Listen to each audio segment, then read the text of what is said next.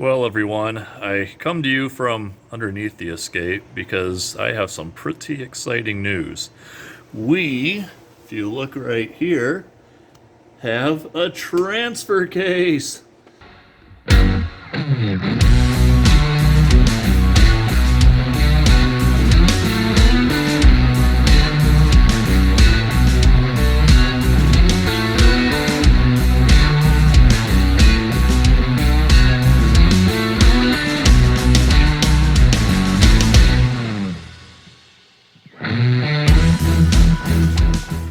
Hello everyone, and welcome to today's video. So in today's video, now that we have the engine back together, it's going to go back into the escape. The engine, transmission, and we'll get the transfer case on.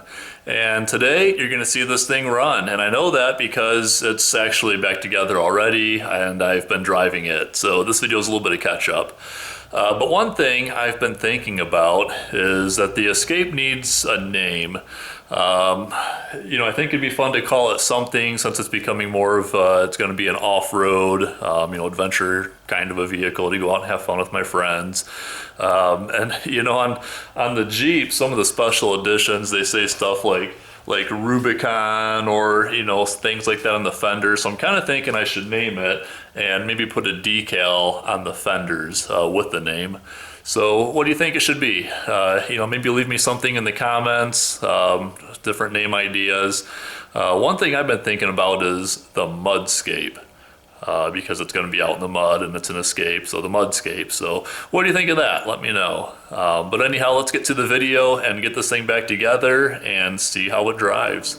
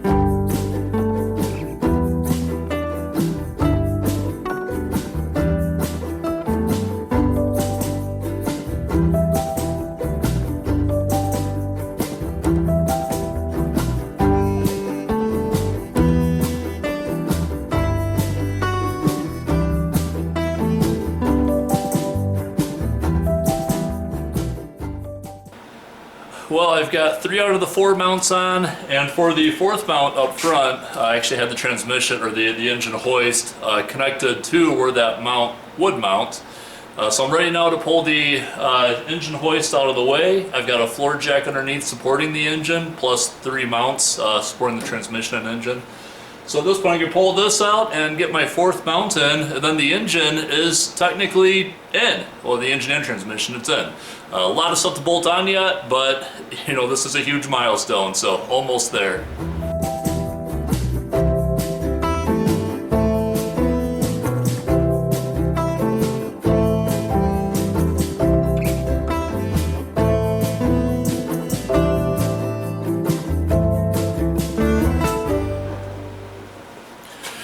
Alright, and just like that, the engine's in. 3:28 a.m. Well, everyone, I come to you from underneath the escape because I have some pretty exciting news. We, if you look right here, have a transfer case. Oh my word, it's beautiful. So it's not hooked up yet. It's hooked up to the transmission, but so to give you a little tour of what's going on down here, this is the oil pan. So this is the bottom of the engine. And over here, let's see here, it's kind of harder to see, but it's on the other side of this. This is the transmission, and bolted to the transmission is our transfer case. So over here is where the, let's see, so this is where one of the axles comes out. So that'd be going to the right side. You can see that there, but where the right axle comes off of a front-wheel drive transmission, the all-wheel drive transmission drives the transfer case, then the axle passes through the same, it's like a tube really, to the differential and the transmission.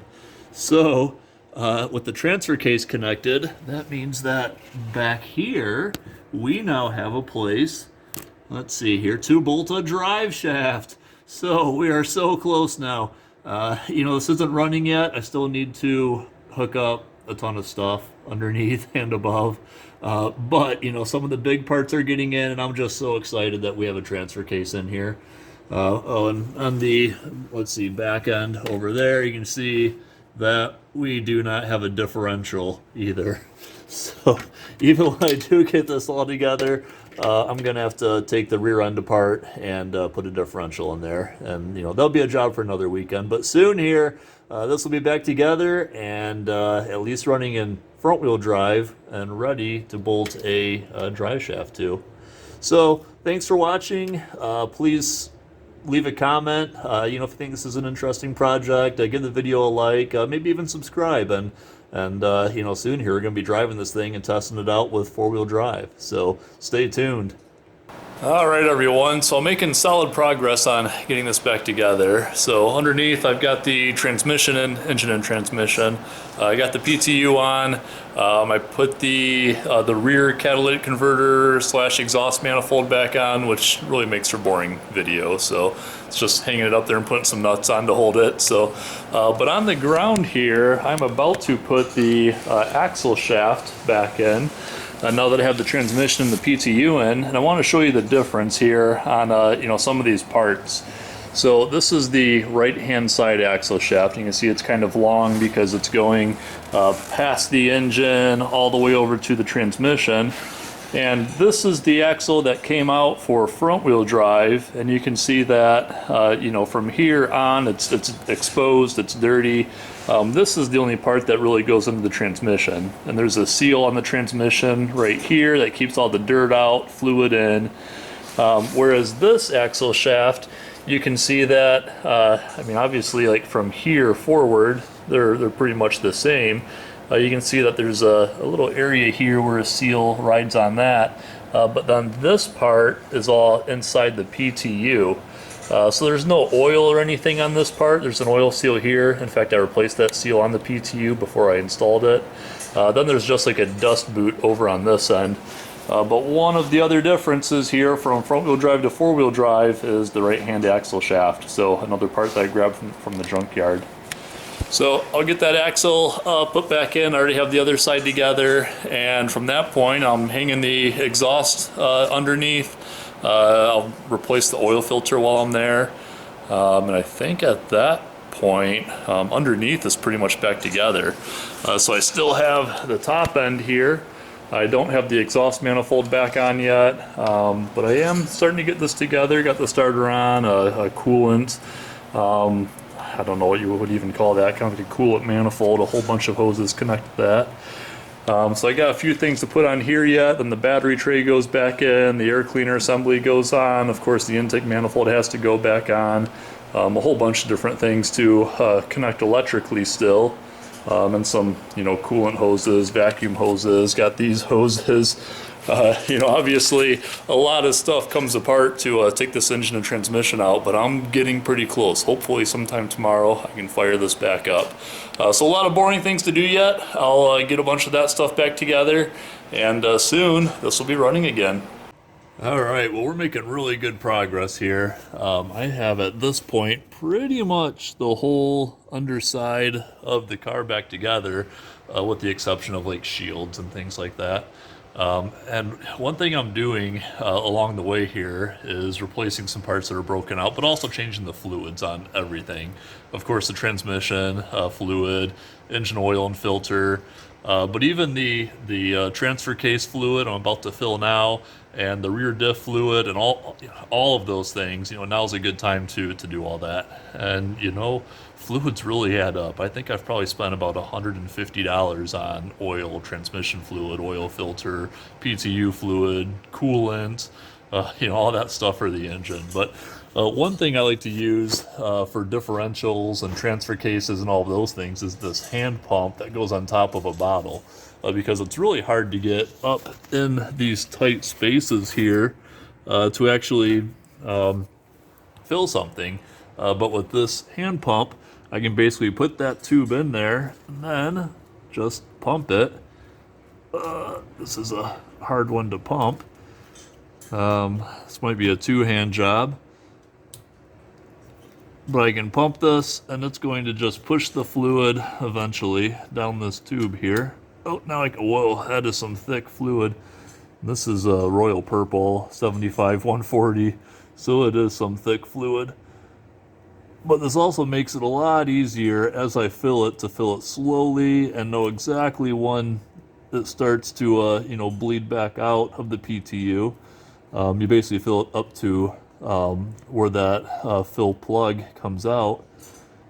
So once it starts leaking out, we are full. But I'm gonna fill that up here, and I think that's the last thing underneath. Then I can start putting the top together, and hopefully soon this thing will be up and running again. So pretty quickly here, we can start it, and hopefully it'll move under its own power. All right, so we got it all back together here. You guys don't want to watch all the boring stuff of putting the intake and the battery and all that stuff on. But the intake's in, battery's in, air cleaner's in, everything's hooked back up. Actually just started a second ago.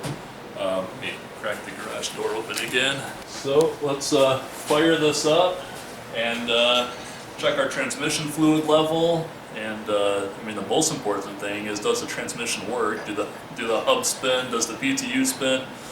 Let's check that out.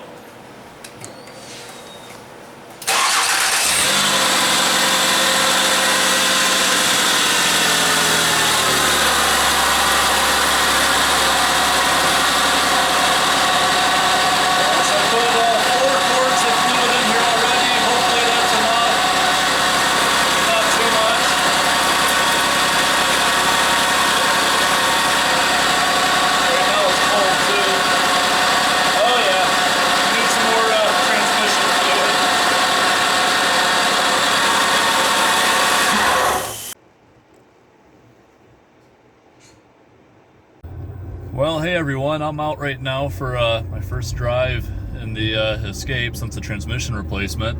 And at this point it's still not four-wheel drive yet because I don't have a rear diff, but I do have a new junkyard four-wheel drive transmission and a transfer case, and so far everything is driving really well. So I'll show you the front view here. We've got snow today, so it's unfortunate that I don't have four-wheel drive yet. But of course the front wheel drive is still working fine, and the only light that I have on is a low fuel light. So everything's running good. I'm trying to get the engine warmed up right now to help bleed the air out of the cooling system, although I think I have maybe all of it, at least most of it out already before I started driving. But everything is good, so very happy that I'm always nervous when I put an engine and transmission back in a car that something's not going to be functioning right. But this junkyard transmission shifts good, nice and smooth, and everything's running great. So put some more miles on it, and then in another week or so here, I'll pull the rear end apart. All right, everyone, so I just got back from driving the Escape around the neighborhood, and I got a couple funny looks. A lot of people outside today shoveling and snow blowing because we're getting snow this morning. And the Escape's still front-wheel drive, but it does fine around town. But I got the transmission back in, engine, transfer case, everything back together, and this thing's running great. In fact, it even runs better than when I took it out because I fixed an exhaust leak and a couple other things along the way. But it's running great. I'm gonna end this video off here, but thanks for watching, and soon more to come with doing the rear suspension to put the rear differential in and actually make this four-wheel drive. So stay tuned, more to come. Thanks for watching. Have a great day.